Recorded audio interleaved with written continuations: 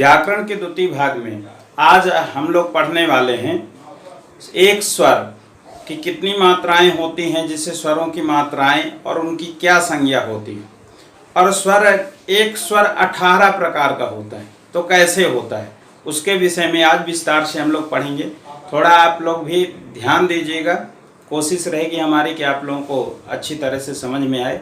चलिए शुरू करते हैं। मैं आप लोगों को इस चार्ट के माध्यम से समझा रहा हूँ। सबसे पहले एक इसमें श्लोक है संस्कृत में, एक मात्रा भवेद ह्रस्व द्विमात्रो दीर्घ उच्यते त्रिमात्रस्तु प्लुतो गेयो व्यंजनम चार्ध मात्रकम। यानी एक मात्रा वाला, यहाँ देखिए मात्राएं हैं, जो जिनकी मात्रा है ये संज्ञा है, किनकी क्या संज्ञा होगी, और यहाँ पर वर्ण अभी मैं बताऊंगा। तो एक मात्रा वाला क्या होता है? ह्रस्व। एक मात्रा का जो भी वर्ण होगा उसे हम क्या कहेंगे? ह्रस्व। द्विमात्रा वाला जो वर्ण होगा उसे हम क्या कहेंगे? दीर्घ। तीन मात्रा वाले को क्या कहेंगे? प्लुत। अर्ध मात्रा में कौन से वर्ण आते हैं, क्या कहते हैं, हम बताएंगे उसको। तो देखिए एक मात्रा का, जैसे हमारे स्वर में क्या है? आ, ये एक मात्रा का होता है। बघेली में छोटा आ बोलते हैं, पर इसका जो है नाम क्या होगा? ह्रस्व। ह्रस्व एक मात्रा का होता है। द्विमात्रा का कौन सा वर्ण होता है? आ, जिसको बड़ा आ कहते हैं बघेली में, तो ये दीर्घ स्वर होता है। और तीन मात्रा का, इसी दीर्घ में तीन की संख्या लगाई जाती है। आ है, इसी के आगे तीन की संख्या लगाई जाती है, तो ये हो जाता है प्लुत। प्लुत स्वरों का प्रयोग अक्सर वेदों में होता है, वेद में किया जाता है। और एक आरती है जिसमें प्लुत का प्रयोग हुआ, आगे हम आपको बताएंगे कौन सा, जब उस वर्ण को बताएंगे तो आपको बताएंगे। अब ये ह्रस्व दीर्घ प्लुत ये क्या है? ये विशेष करके ह्रस्व दीर्घ प्लुत से हमें ये समझना है कि इनके उच्चारण का जो समय होता है, टाइम होता है, वो टाइम अलग अलग होता है।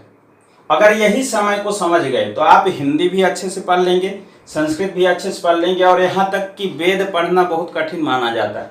वेद कहते कोई काम करना होता है तो कहते अरे कर लो, काम तो करना है, कौन सा जो है तो मंत्र पढ़ना है। तो वेद पढ़ना, वेद में भी इन चीजों को विशेष ध्यान दिया जाता है, तभी आप वेद भी पढ़ पाएंगे। यानी ह्रस्व दीर्घ प्लुत का अगर समय अच्छे से समझ गए, उच्चारण का टाइम, तो समझ लीजिए आप कोई भी चीज पढ़ सकते हैं, कभी वो आपका गलत नहीं होगा। तो क्या जानना है? देखिए ह्रस्व का जो टाइम होता है, मान लीजिए एग्जाम्पल के लिए कि हम ह्रस्व को 1 सेकंड का टाइम दिए, तो दीर्घ का टाइम क्या हो जाएगा? 2 सेकंड, यानी इससे डबल होगा। दीर्घ का टाइम डबल हो जाएगा। और दीर्घ प्लुत का फिर टाइम क्या होगा? यानी ह्रस्व और दीर्घ तीन दोनों को मिला दो, इनको प्लस कर दें, ह्रस्व और दीर्घ का टाइम प्लस करेंगे तो ये क्या हो जाएगा? प्लुत का टाइम हो जाएगा। यानी 2 और 1 ये 3, ये हो जाएगा टाइम, 3 सेकंड हो जाएगा किसका? प्लुत का। तो कैसे बोले? आ। एक उदाहरण लिया जाता करता है व्याकरण में, संस्कृत व्याकरण में, मुर्गे से, कुक्कुट, मुर्गा का वो उच्चारण करता है तीनों में, ह्रस्व दीर्घ और प्लुत। पहले क्या बोले? कुड़ू कु, यानी पहले ह्रस्व फिर दीर्घ फिर प्लुत। तो इसलिए व्याकरण में भी उसको उदाहरण तौर पर ले लिया गया है कि मुर्गे के जो उच्चारण का समय होता है वह क्रम से है, पहले ह्रस्व का फिर दीर्घ का फिर प्लुत। तो इसका कोई निश्चित नहीं है कि आपको छोटा आ जो है, जिसको बोलते हैं ह्रस्व आ, उसका टाइम 1 ही सेकंड होगा। हमारे अनुसार है, हम बोलने की हमारी गति क्या है, अगर हम शब्द को पढ़ रहे हैं तो शब्द को पढ़ने की हमारी क्या गति है, वही टाइम होता है। हाँ, ध्यान ये देना है कि ह्रस्व को जितना टाइम देंगे उसका डबल दीर्घ को देंगे। यह हो सकता है पहला, मान लो कोई ऐसा शब्द है जिसमें पहला शब्द हमारा दीर्घ हो, तो दीर्घ को जितना टाइम देंगे तो उस जिस स्पीड से अब हम शब्द को पढ़ रहे हैं उसी से हमको क्या समझना है कि अब जो ह्रस्व होगा उसका टाइम आधा रहेगा। मान लो लिखा हुआ है बालक, अब बालक का पहला ही शब्द हमारा क्या है? दीर्घ है, बा में आ, दीर्घ आ लगा हुआ है, तो बा को ज्यादा टाइम देना पड़ेगा। तो हम बालक, मान लो कहते बालक, तो बालक जितना बा को टाइम दिए उसका जो है तो आधा दिए ला को, और उसका आधा दिए का को, क्योंकि बाक बाक इनका टाइम तो बराबर रहेगा परंतु इसका टाइम डबल रहेगा। अगर हो सकता है हमारे पढ़ने की गति स्पीड हो, बालक तो 1 सेकंड तो हम इसी को दिए तो ये आधे आधे सेकंड हो गए। यानी हमारे पढ़ने की गति क्या है, उस गति से हमें ये ध्यान देना है कि जो दीर्घ स्वर हैं उनको जो टाइम देंगे उसका आधा टाइम हमको ह्रस्व को देना है। या हो सकता है पहला स्वर हमारा ह्रस्व ही हो, अमरावती लिखा हो, मान लीजिए अमरावती। अब यहां ये देखना है कि जो स्वर ह्रस्व है दीर्घ है, अमरा, तो इन दोनों को बराबर बोलेंगे क्योंकि दोनों ह्रस्व है, शुरुआत ह्रस्व से हो गई। तो हो सकता है हमारी गति है धीरे धीरे बोलने की, कि हम पढ़ रहे हैं कुछ भी है तो धीरे बोल रहे हैं। तो अगर स्पीड हमारी कम है तो फिर टाइम हम उसी हिसाब से इनको बांटेंगे। तो क्या होगा, अमरावती, यानी इनको जो है तो जो टाइम दिए उसका डबल इसको दिए, फिर इसको इनके बराबर ही देंगे वा को, और ती को क्या करेंगे, डबल करेंगे क्योंकि ये भी दीर्घ है। तो इस तरह से हम जो है टाइम वो बना सकते हैं। और हो सकता है कि हमको बहुत जल्दी बोलना है तो बोल दिए अमरावती तो भी हो जाएगा, क्योंकि अमरा को मैं बहुत जल्दी बोला, आ माँ को, रा को देर थोड़ा कर दिया, तो इसको 1 सेकंड दिया तो ये आधे सेकंड में ही हो गए।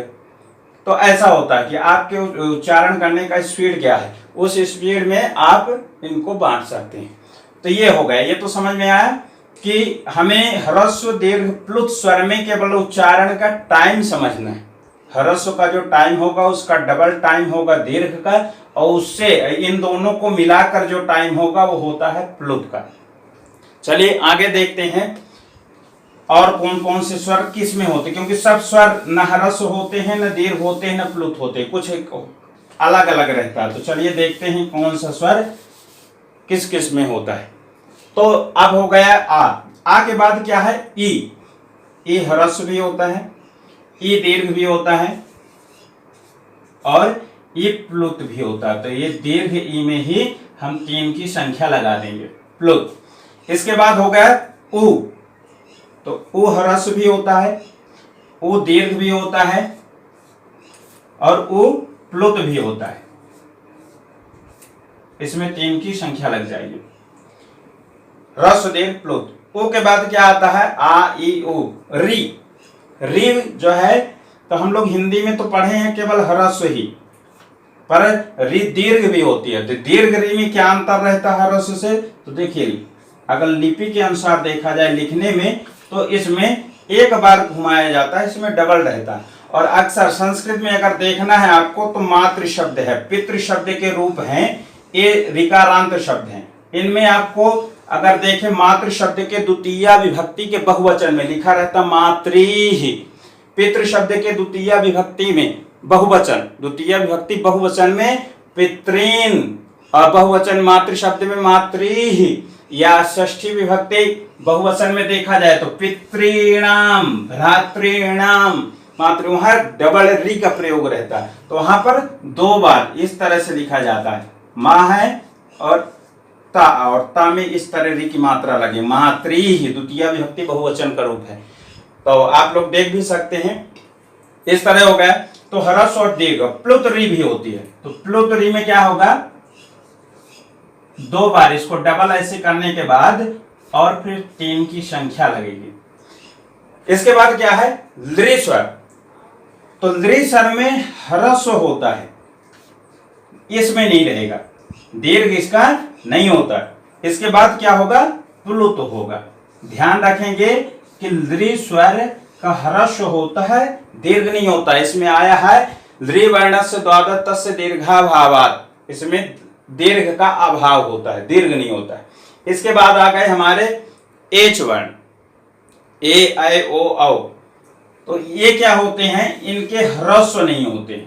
ध्यान रखेंगे केवल लृ का दीर्घ नहीं होता है, और इसके बाद ए ऐ ओ औ इनका ह्रस्व नहीं होता है, ये ह्रस्व स्वर नहीं होते, यानी छोटे होते ही नहीं है।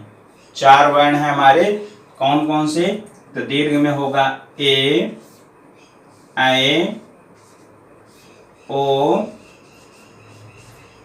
औ। ये चारों वर्ण दीर्घ भी होते हैं और प्लुत भी होते हैं। तो ए 3 की संख्या लगेगी, ऐ इसमें भी 3 की संख्या लगाएंगे, फिर ओ इसमें भी 3 की संख्या लगाएंगे, और आओ इसमें भी 3 की संख्या लगेगी। यानी ए ऐ ओ औ ये दीर्घ भी होते हैं, प्लुत भी होते हैं, ये ह्रस्व नहीं होते। तो अक्सर आप जब पढ़ते हैं तो देख लीजिए आ ई उ री, फिर इसके बाद ए ऐ ओ औ, यानी इनको ज्यादा टाइम तक बोलते हैं। इनको तो इस तरह ही ए ऐ ओ औ ऐसे तो नहीं पढ़ते हैं, इनको टाइम देते हैं क्योंकि इनका ह्रस्व नहीं होता, ये छोटा होता ही नहीं है, इसलिए क्या बोलते हैं ए ऐ ओ औ, तो दीर्घ होते हैं। आपको मैं बताया था कि प्लुत स्वर का एक आरती में प्रयोग किया गया है, तो ओ का किया गया है। जब आप पढ़ते हैं एक आरती है ओम जय जगदीश हरे, तो ओम लिखा रहता तो ओ के बाद 3 और इसके बाद मां हलंत लगाया रहता। आरती में देख लेंगे तो प्लुत स्वर का प्रयोग किया जाता है, इसलिए इसको देर तक बोलते हैं ओम जय। ठीक है, तो ये जो है प्लुत का प्रयोग किया गया है।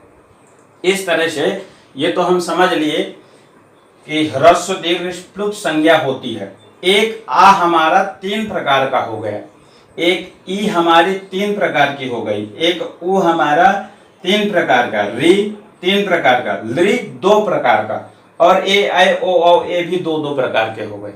इसके बाद अर्ध मात्रा, तो आधा मात्रा किनका होता है, कहते आधा मात्रा स्वर के तुम देख लिए, एक मात्रा रहेगा तो ह्रस्व, 2 मात्रा रहेगा तो दीर्घ, 3 मात्रा रहेगी तो प्लुत हो जाएगा। यहां पर अर्ध मात्रा में क्या आता है, व्यंजन। व्यंजन वर्ण आधे मात्रा के होते हैं, इसीलिए बोलते हैं व्यंजन लिखने के टाइम में हमको हलंत लगा के लिखा जाता है, क्योंकि स्वर लगा देंगे तो मात्रा इनकी लग जाएगी। अगर हम काखा गाधा लिखते हैं जैसे, तो का लिखेंगे और इसमें आ रहेगा तो इसकी मात्रा हो जाएगी ह्रस्व की मात्रा, तो ये तो एक मात्रा हो जाएगा, इसलिए यहाँ हलंत लग जाता है। का खा गा जितने भी वर्ण लिखते हैं, यानी सारे व्यंजन वर्ण आधे मात्रा के होते हैं।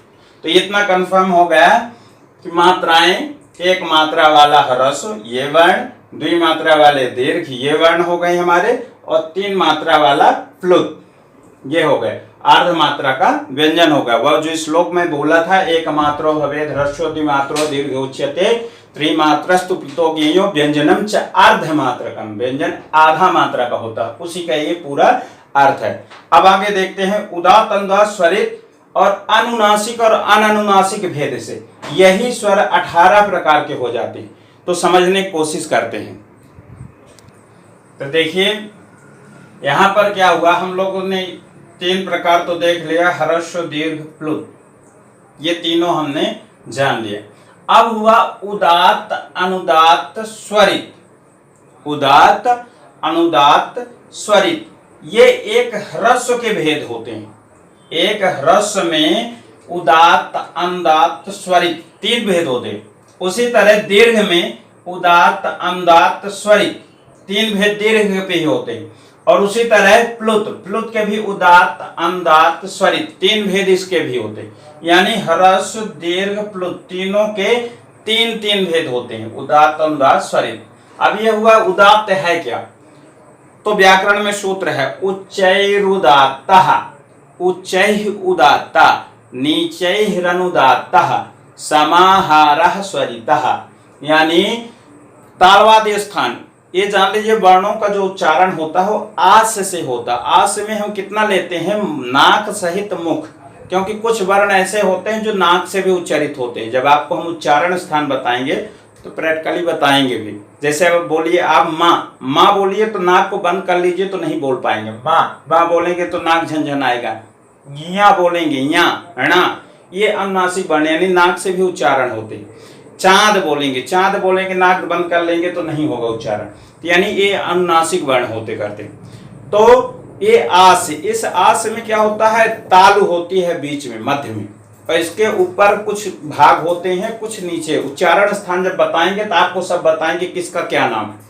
तो तालवादी स्थान के जो ऊपर भाग हैं वहां से जो वर्ण उच्चारित होते हैं जो वर्णों का उच्चारण ऊर्ध किया जाए, ऊपर थोड़ा ऊंचा, उसको क्या बोलते हैं?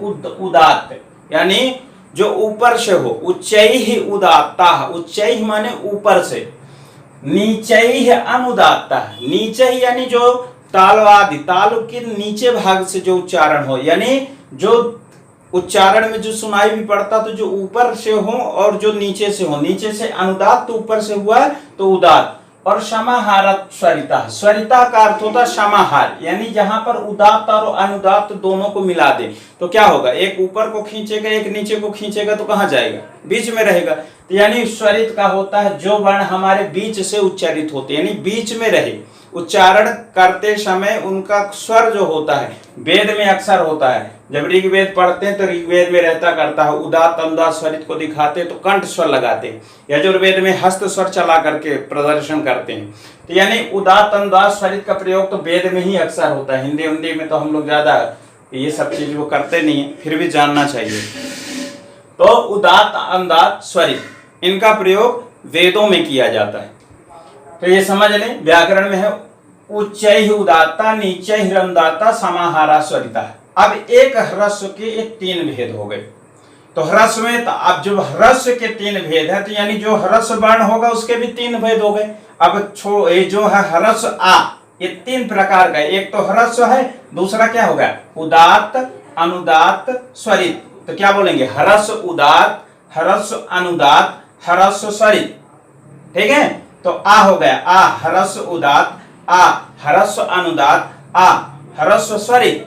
इसी तरह ई ह्रस्व उदात्त, ई ह्रस्व अनुदात्त, ई ह्रस्व स्वरित। इसी तरह उ ह्रस्व उदात्त, ह्रस्व अनुदात्त, ह्रस्व स्वरित। दीर्घ में जाएंगे तो वही है, सेम एकदम जैसे इसमें है। दीर्घ है तो आ दीर्घ उदात्त, आ दीर्घ अनुदात्त, आ दीर्घ स्वरित। इसी तरह अगर ई को करेंगे तो ई दीर्घ उदात्त, ई दीर्घ अनुदात्त, दीर्घ हो गया अनुदात्त, ई दीर्घ स्वरित। सेम है, अगर एक को समझ गए तो सब में वही है। अब प्लुत, तो प्लुत में जो भी होगा, चाहे आ को ले, ई को, जितने भी स्वर हैं, इसमें भी जितने स्वर हैं, सबके उदात्त अनुदात्त स्वरित होगा। इनके साथ क्या बोलेंगे? उस वर्ण को बोलेंगे, उसके बाद क्या है, दीर्घ है कि ह्रस्व, वो बोलेंगे, इसके बाद क्रम से उदात्त अनुदात्त स्वरित। तो इसी तरह इसमें कर दिए, आ प्लुत उदात्त, आ प्लुत अनुदात्त, आ प्लुत स्वरित। तो अब तो समझ गए होंगे। तो यानी एक ह्रस्व के 3 भेद, तो 3 प्रकार का ये हो गया। छोटा आ जिसको बोलते हैं ह्रस्व आ, ये 3 प्रकार का हो गया। ये भी 3 प्रकार, वो भी 3 प्रकार, किससे? उदात्त अनुदात्त स्वरित भेद से। ये जितने भी ह्रस्व में 3 प्रकार हो गए। इसी तरह ये भी जो है तो 3 प्रकार हो गए दीर्घ में। तो दीर्घ में कुछ वर्ण एक्स्ट्रा भी हैं, ए ऐ ओ औ, तो ये हो गए। और इस तरह से ये भी 3 के हो गए। तो 3 3 दूनी 6, 3 त्रिकाई 9, यानी 9 प्रकार का एक आ हो गया। अभी इतना समझ लें कि एक आ ही है, चाहे ह्रस्व हो, दीर्घ हो, प्लुत हो, है तो आ। तो ये आ उदात्त अनुदात्त स्वरित भेद से 3 3 दूनी 6, 3 त्रिकाई 9 प्रकार का आ बन गया। हमको कितना जानना है? 18 प्रकार के। कुछ स्वर कम है, ये जैसे 3 और 3 दूनी 6, इसका दीर्घ 3 भेद नहीं है, तो 3 घट गए। तो घट गया तो क्या हो? 3 और 3 दूनी 6, यानी लृ 6 प्रकार का हुआ अभी। और एच के ह्रस्व नहीं है, ए ऐ ओ औ, इनके जो है तो ह्रस्व नहीं है। तो ह्रस्व न होने के कारण 3 भेद इनके सबके घट गए। तो क्या हो गए? दीर्घ प्लुत, यानी 3 3 दूनी 6 भेद इनके हो गए। तो इस तरह से ये 2 लृ और ए ऐ ओ औ, ये अभी 6 प्रकार के हुए हैं। और ये इधर के जितने भी 4 वर्ण है, ये हमारे कितने हो गए? ये हो गए हैं 9 प्रकार के। अब ये 18 कैसे होंगे तो उसको भी जान लेते हैं। देखिए 2 चीज और है, एक हुआ अनुनासिक और एक हुआ अनानुनासिक। तो थोड़ा सा जान लेते हैं अनुनासिक क्या है। तो अनुनासिक कहते हैं मुख नासिका वचनोनुनासिका। अनुनासिक संज्ञा होती मुख नासिका वचनोनुनासिका, यानी मुख और नाक दोनों से एक साथ जिन वर्णों का उच्चारण किया जाता है उसे हम अनुनासिक कहते हैं। तो जैसे क्या है, ङा, का खा गा घा ङा, ङा जो है तो अनुनासिक वर्ण है, मुख और नाक दोनों से उच्चारण होता है। ञा, ञा भी अनुनासिक वर्ण है। फिर इसके बाद जितने भी वर्ण हैं वो अनुनासिक हैं, पंचम अक्षर, वर्ग के पंचम अक्षर, ञा, ङा, ञा, णा, ना, मा, ये जितने हैं तो क्या होते हैं, अनुनासिक वर्ण होते हैं। तो ये तो हो गए। फिर और वर्णों को, इन स्वरों को अनुनासिक बनाने के लिए हम अनुनासिक का चिन्ह लगाते हैं, जिसको बघेली में चंद्राकार बिंदी बोलते हैं। इसका नाम है अनुनासिक चिन्ह। यानी जिसमें लगा देंगे, ये आ है तो आ में अगर लगा देंगे तो ये आ हो जाएगा, यानी अब मुख और नाक दोनों से बोलना पड़ेगा। ठीक है, अगर इसमें लगा देंगे तो ये भी जो है तो आ हो जाएगा। इसलिए चा रहता है, चा में आ लगाकर उसके ऊपर चंद्राकार बिंदी और दा, तो चांद बन जाता है। पहले चाँद रहता, चाँद, अगर ऐसा लिखा रहेगा तो चाँद पढ़ेंगे, परंतु जब उसमें चंद्राकार बिंदी लगाएंगे तो नाक से भी उच्चारण होने लगेगा, चाँद। तो ये हो गया अनुनासिक। अनुनासिक उसे कहते हैं जिसको मुख और नाक दोनों से जो वर्ण एक साथ उच्चारित होते हैं, यानी मुख और नाक का प्रयोग हो। और ये जानने के लिए आप नाक बंद कर लीजिए, अनुनासिक वर्ण बोलिए तो नाक झनझनाने लगेगा, आप बोल नहीं पाएंगे। तो उसके लिए आपको पहचानने के लिए बता दिया हूं, ऐसा करिएगा मत। ठीक है, तो ये हो गए अनुनासिक। अब अनानुनासिक। अनानुनासिक क्या है, तो अनानुनासिक का मतलब है आना, नानु, अनुनासिक, अनानुनासिक, तो मतलब जो अनुनासिक ना हो। अनुनासिक ना हो तो क्या हो, ऐसे हो, जैसे सिंपल है, इनमें न चंद्राकार बिंदी लगाने की जरूरत है और ये मुख से ही उच्चारण हो जाए, नाक की कोई आवश्यकता नहीं। यानी अनुनासिक जो ना हो उनको अनानुनासिक कहते हैं, या निरनुनासिक भी कहते हैं। अनानुनासिक और निरनुनासिक दोनों एक ही है, आप चाहे ये बोलिए चाहे बोलिए। और अनुनासिक मतलब होता है मुख और नाक दोनों से उच्चारित हो ऐसे वर्ण। अब ये देखते हैं कि इनमें कैसे जोड़ा जाए। तो अभी हम लोगों ने देखा था ह्रस्व उदात्त अनुदात स्वरित था, दीर्घ भी उदात्त अनुदात स्वरित था, प्लुत उदात्त अनुदात स्वरित था। अब सीधी सी बात है, ज्यादा वो करेंगे तो थोड़ा सा कंफ्यूज हो जाएंगे। ये जान लीजिए, उदात्त के अनुनासिक और अनानुनासिक दो भेद होते हैं। अनुदात्त के भी अनुनासिक और अनानुनासिक दो भेद होते हैं, और स्वरित के भी अनुनासिक और अनानुनासिक दो भेद होते हैं। तो अब समझ लीजिए, जब कहेंगे ह्रस्व उदात्त तो एक बार अनुनासिक और एक बार ह्रस्व अनुदात्त अनानुनासिक, दोनों बोलेंगे। ध्यान दीजिए, ह्रस्व है तो आ बोले, आ ह्रस्व उदात्त अनुनासिक।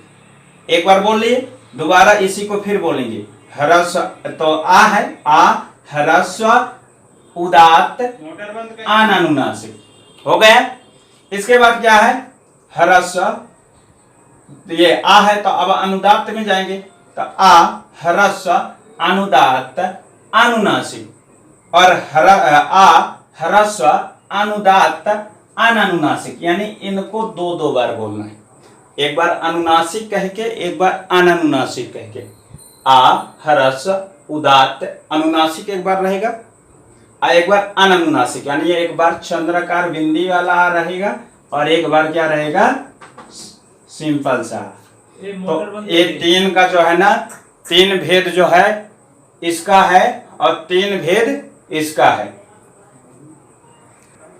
तो यहां पर सिंपल से समझ जाएं, जब तीन भेद इसके थे आके सिंपल आ, जिसमें चंद्राकार बिंदी नहीं थी, ठीक है, तो जब तीन भेद थे तो तीन भेद इसके भी हो गए चंद्राकार बिंदी वाले। चाहे आप ऐसे करिए, ह्रस्व उदात्त ह्रस्व अनुदात्त ह्रस्व स्वरित, ठीक है। तो ये हो गया इसका वाला, अब इसका भी हो जाएगा अनुनासिक वाला, तो इसका ह्रस्व उदात्त ह्रस्व अनुदात्त ह्रस्व स्वरित। तो यानी अब ये 6 भेद हो गए। एक क्या हो गया, निरनुनासिक यानी अनानुनासिक वाला, एक अनुनासिक वाला, यानी 6 प्रकार का हो गया। तभी सब 6 प्रकार के हो गए, जितने हैं ये सब 6 प्रकार के हो गए। और दीर्घ में भी वही होगा, आ दीर्घ है तो ठीक है, आ दीर्घ उदात्त अनुनासिक, आ दीर्घ उदात्त अनानुनासिक, यानी एक बार 2 बार इसी को बोलना है, 2 बार उदात्त को, 2 बार अनुदात्त को, 2 बार, सॉरी क्योंकि इनमें 2 भेद है सब में। एक उदात्त अनुनासिक है, एक उदात्त अननुनासिक है। इसी तरह एक अनुदात्त अनुनासिक, एक अनुदात्त अननुनासिक, एक इसी तरह एक स्वरित अनुनासिक, एक स्वरित अननुनासिक। तो समझ लीजिए 6 भेद इनके भी हो गए, एक ये वाला और एक अनुनासिक वाला, इन चंद्रकार अगर बिंदी लगाते हैं वो वाला, ठीक है। तो 6 भेद हो इनके हो गए। अब 6 इनके भी उसी तरह हो जाएंगे, तो 6 भेद इनके भी हो गए, ठीक है। सब 6 भेद के हो गए। तो अब लगा लीजिए 6 दूनी 12, 6 त्रिके 18, एक आ 18 प्रकार का होता है, एक आ 18 प्रकार का होगा। उसी तरह ई भी 18 प्रकार की हो गई, गणना कर ले, ये भी 18 प्रकार का है, ये ई भी 18 प्रकार की हो गई क्योंकि तीनों में है। उ भी 18 प्रकार का हो गया, ठीक है। री भी 18 प्रकार का हो गया। और लरी में दीर्घ नहीं है, तो ह्रस्व के 6, प्लुत के 6, तो ये हो गए कितने 12 प्रकार का, लरी 12 प्रकार का। अब इनके ह्रस्व नहीं है, इनके ह्रस्व नहीं है, दीर्घ के 6 भेद और 6 भेद जो है प्लुत के, तो ये सब हो जाएंगे कि क्या 12 के, यानी अब इसके बाद सब 12 प्रकार के हो गए, ठीक है। तो इस तरह से आप जान लिए कि आ ई उ री ये 18 प्रकार के होते हैं, लरी 12 प्रकार के होता है और ए ऐ ओ औ भी 12 प्रकार के होते हैं।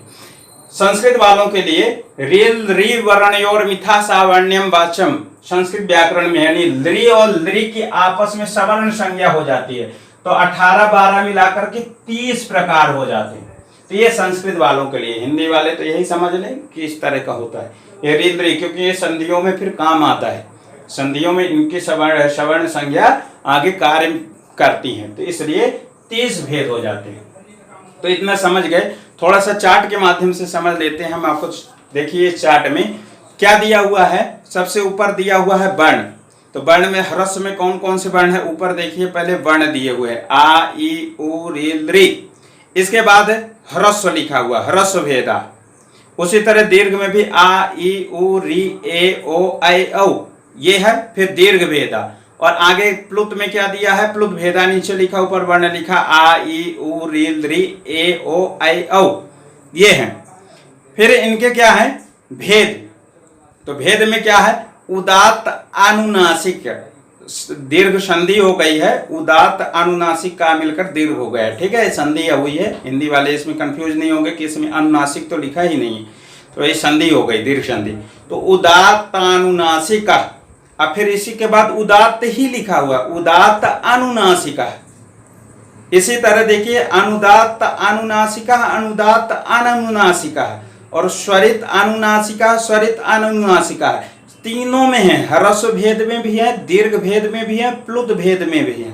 तो इन तीनों में देखिए 6 भेद हैं, तो 6 भेद जिन जिन वर्णों के 6 भेद हैं, ये तीनों को जब काउंट करेंगे तो 18 हो जाते हैं। तो ये चार्ट से आप समझ ही गए कैसे 18 हुए, और थोड़ा सा इसमें भी आप समझ लें कि कैसा है, ठीक है। तो ये आप आज का विषय हम आशा करते हैं कि आप लोगों को समझ में आया होगा। आज के लिए इतना ही, आगे हम अगली वीडियो में आपको उच्चारण स्थान बताएंगे, कौन सा वर्ण कहाँ से उच्चारण होता है। कुछ वर्ण होते सबसे ज्यादा कंफ्यूज होते हैं हम सा में, सा हमारे तीनों एक जैसे बोलते हैं, हालांकि कुछ बघेली में तो खा बोलते हैं, पर होते हैं सा, तीनों का उच्चारण स्थान अलग अलग होता है, उच्चारण का स्थान। अगर हम वो जान लें तो हम सही से शुद्ध उच्चारण कर पाएंगे और जानने लगेंगे कौन से शब्द में कौन सा सा का प्रयोग किया जाए, ठीक है। आज के लिए इतना ही, धन्यवाद।